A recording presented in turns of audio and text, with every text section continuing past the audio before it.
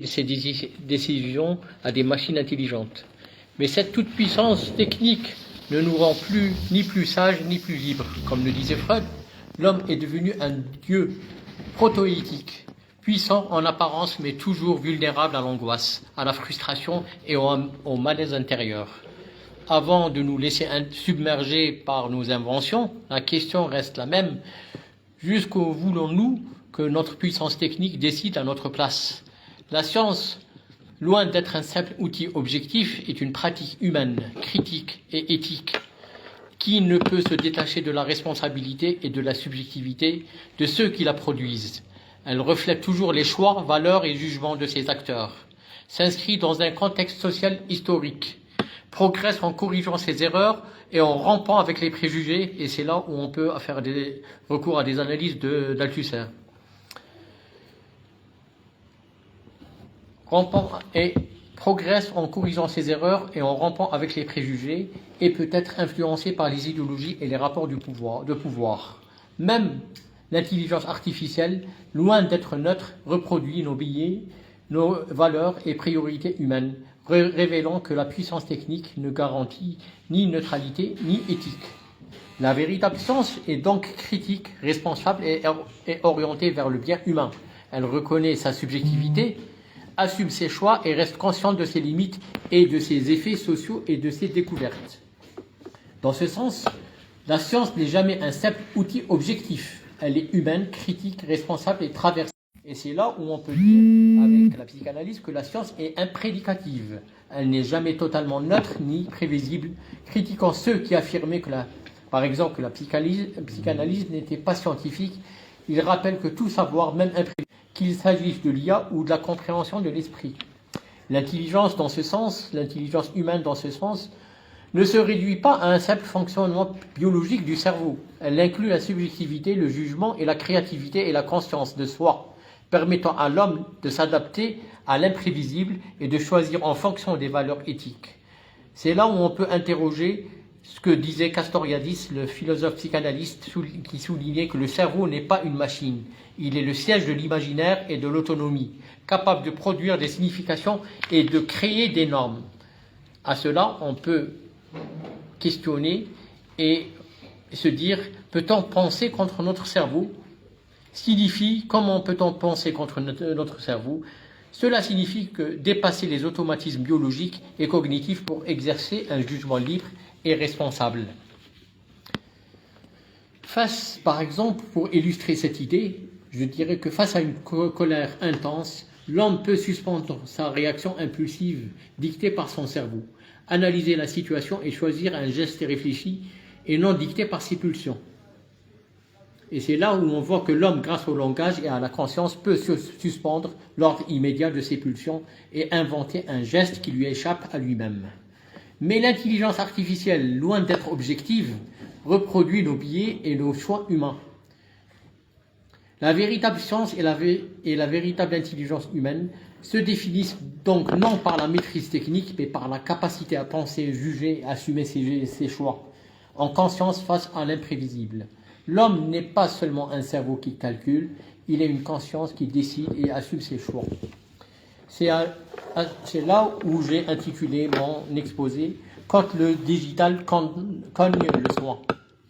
À l'ère du numérique, la psychothérapie et le soin psychique se transforment profondément. Applications, outils digitaux et protocoles standardisés promettent efficacité et maîtrise du psychisme. Mais qu'en est-il de l'être humain derrière l'écran? Le risque est de réduire le sujet à un simple objet de traitement, effaçant sa singularité, son désir et ses conflits inconscients. Peut-on allier technologie et soins psychiques sans trahir l'essence même du soin? Cette question devient cruciale lorsqu'il s'agit de comprendre des violences extrêmes comme le féminicide où la complexité psychique est centrale. Du symptôme subjectif à l'algorithme, comment peut-on défendre la culture humaine? La culture reflète l'impossibilité de mettre fin au non-rapport de l'inconscient, toujours divisé entre désir et force qui nous échappent. Aucune culture n'est supérieure à une autre, la diversité est une richesse. Et c'est là où l'ethnologue Claude Lévi-Strauss rappelle que comprendre les fondements symboliques du lien social permet de lutter contre l'ethnocentrisme et de considérer la différence comme une force et non pas comme une menace.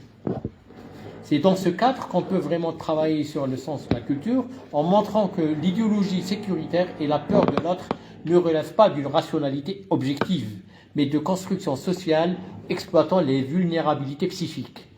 La promesse de sécurité masque les rapports de pouvoir qui transforment le soin, le savoir et la culture en instruments de normalisation. Je dirais, pour paraphraser Roland Gori, que l'émancipation passe par un désapprentissage, se libérer des cadres idéologiques qui conditionnent nos perceptions pour rendre à la culture sa fonction critique et inventive. De là, la technicisation contemporaine du soin, renforcée par des classifications standardisées comme les DSM, participe de cette logique. En codifiant les troubles, ces dispositifs tendent à réduire le sujet à un objet de soin, occultant sa singularité et son histoire. Cette rationalisation produit une illusion de sécurité scientifique qui légitime le contrôle social tout en naturalisant la souffrance. La naturalisation de cette souffrance, d'où le diagnostic prime sur l'écoute et le symptôme est traité comme un dysfonctionnement à corriger plutôt comme l'expression d'un conflit inconscient. Cette réduction repose sur une conception neuronale du sujet où le cerveau devient cause ultime.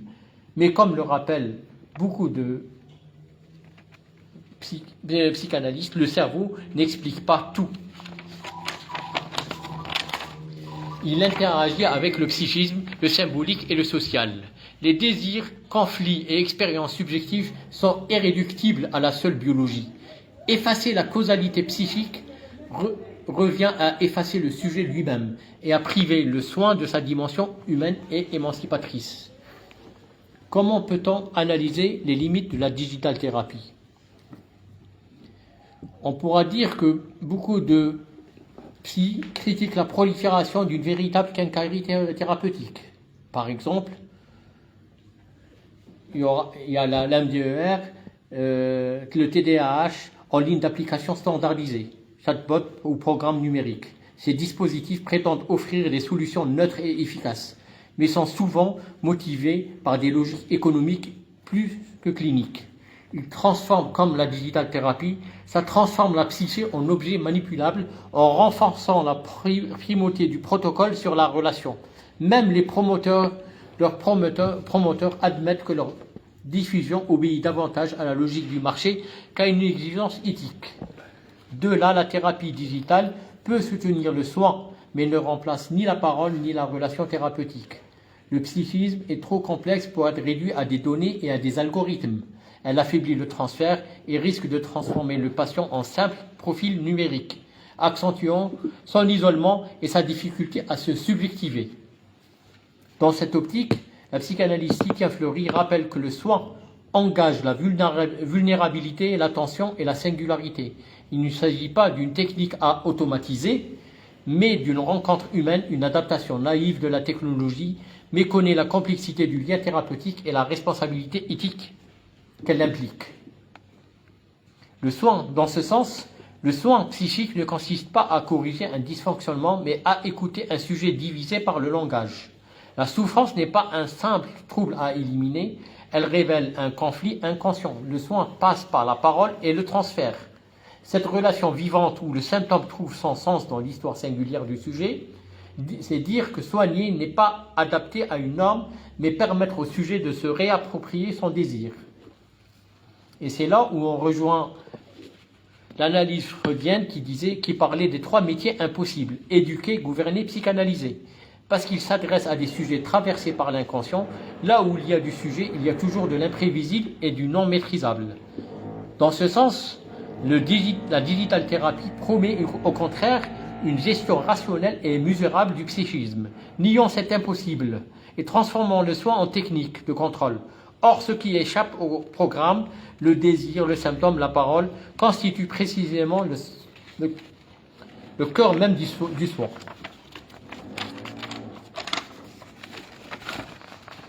La distinction entre symptômes subjectifs et symptômes organiques, dans ce sens, est décisive. Un symptôme subjectif qui recèle dans son sein angoisse persistante, douleur, sans cause médicale, c'est clair, lorsque le sujet parle de son histoire et de ses conflits. Or que le symptôme organique, comme une infection ou une fracture, relève d'une cause corporelle objectivable et appelle un traitement médical. Même dans la somatisation, le corps reste affecté par le langage. Le traitement médical seul ne suffit pas sans l'écoute. Et c'est là où on peut voir que comment peut-on traiter, comment est-ce que la question qui se pose, est-ce que l'intelligence artificielle peut analyser un cas de violence comme le féminicide? Si on aborde la question du féminicide, le féminicide implique l'étude des rapports de pouvoir, de haine et de dynamique psychique profonde entre l'agresseur et la victime. La digital thérapie ne peut pas saisir ces mécanismes inconscients, symboliques et relationnels, ni interpréter le sens de ces actes. Seule une relation humaine basée sur l'écoute, le transfert, permet de comprendre la subjectivité des acteurs et les causes psychiques sous-jacentes. Elle est incompatible pour analyser ou prévenir le féminicide, car elle ignore le cœur même de la violence psychique. Avant de terminer, je dirais, défendre le soin psychique aujourd'hui ne signifie pas refuser la technique, mais refuser sa prétention à se substituer au sujet. Là où le numérique promet la maîtrise, le soin psychique rappelle l'impossible. Là où l'algorithme cherche à effacer le symptôme, le soin humain l'écoute comme une parole déguisée. Articuler médecine et soins psychiques, c'est reconnaître ce qui relève du corps biologique et ce qui relève du corps parlant. Préserver la causalité psychique, c'est préserver la culture comme lieu du conflit de désir et d'invention, et non comme un simple dispositif de gestion des existences. Dans cette optique, la culture commence là où l'humain renonce à la jouissance brute.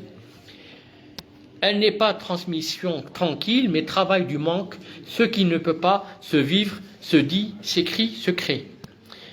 Quand le conflit psychique est nié, la culture suffit en identité, en morale et en idéologie. Moins de manque, plus de violence. Sans sujet divisé, il n'y a plus de culture.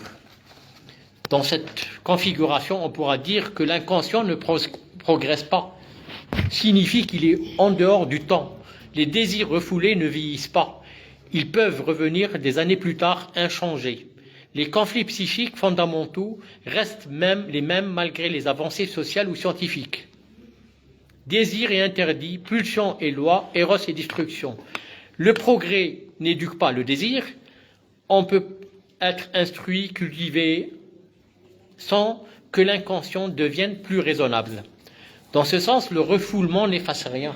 Ce qui est rejeté revient sous forme de symptômes de répétition et de violence. Ainsi, croire que la civilisation supprime la barbarie est une illusion. La violence n'appartient pas au passé, elle fait partie de la structure même du psychisme. Je vous remercie.